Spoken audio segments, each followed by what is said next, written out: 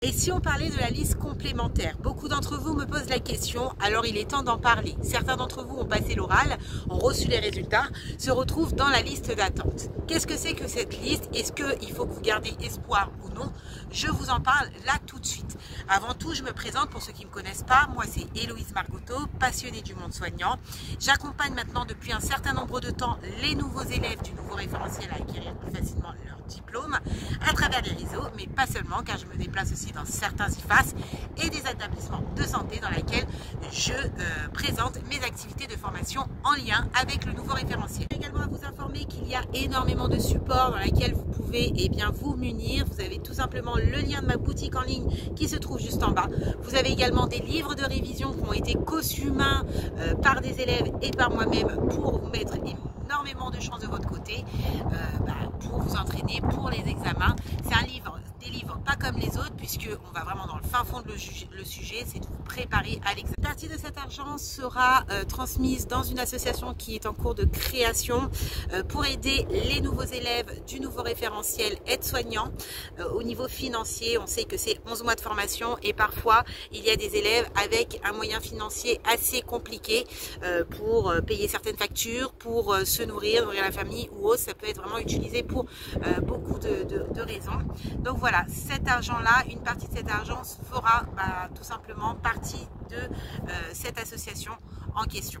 Concernant la liste complémentaire, sachez que si vous êtes en liste d'attente, c'est que vous attendez peut-être que certaines personnes se désistent pour diverses raisons, au niveau personnel ou professionnel, au niveau financier, qui repoussent la formation d'un an pour venir là le cursus prochain, ou bien personnel, on repousse encore la formation pour le cursus prochain, et donc petit à petit on va piocher sur les personnes dans la liste pour les remonter un petit peu et puis les faire intégrer.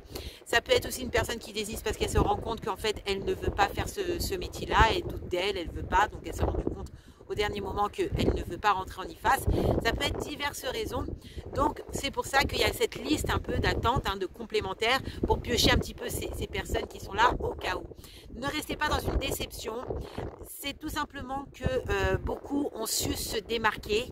Même si vous avez 17 et quelques de moyenne, voilà, il suffit que la personne ait 17,80 et que vous avez 17,75, et bien c'est 5 points de 0,05 points, et bien sont primordial, puisque ça sera l'autre personne qui montera au-dessus de vous. C'est pas que vous êtes mauvais, c'est juste que c'est vrai qu'il y a une grosse sélection, il y a énormément de dossiers, il y a énormément de profils, et donc c'est compliqué, il y a très peu d'élèves qui pourront rentrer. Maintenant, je vous invite, si c'est vraiment le métier que vous voulez faire, à persévérer, à cibler plusieurs IFAS.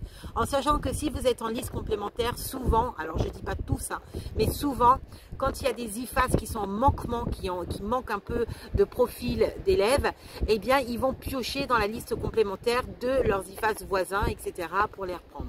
Donc, ça peut dépendre.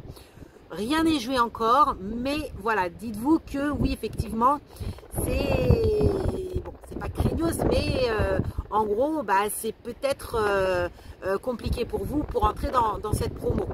Voilà, il ne faut pas rester défaitiste, mais quand même, il faut aussi dire les choses. Alors, c'est pas pareil qu'en IFSI. Là, on parle bien d'IFAS, d'être soignant. Donc, c'est compliqué, très peu de place, beaucoup de profils. En général, quand les personnes sont validées, ils le repoussent très rarement, c'est vraiment en cas de problème ou autre, ou financier. Mais voilà, c'est la seule chose qu'il faut se dire. Il faut persévérer, il faut retenter.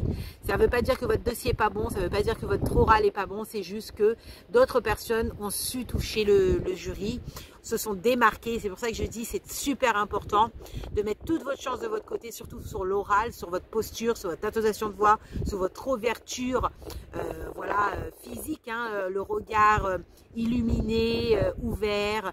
Voilà, et surtout le dossier, il faut que ça impacte le jury. Il faut qu'en lisant votre dossier, on puisse se projeter dans votre histoire et qu'on ait envie de vous rencontrer. C'est pour ça qu'il ne faut pas négliger votre travail. Il faut pousser votre travail jusqu'au bout. Voilà. Ceux qui ont été retenus, eh bien, je tiens à vous féliciter. Ne laissez personne vous juger ou être toxique avec vous. Restez confiant sur votre personne. Si vous avez été sélectionné aujourd'hui, c'est que vous êtes tout en capacité de réussir votre diplôme. Les jurys ont cru en vous, ils croient en vous. Donc vous pouvez y arriver. Croyez aussi en vous. Vous allez tout péter au taquet.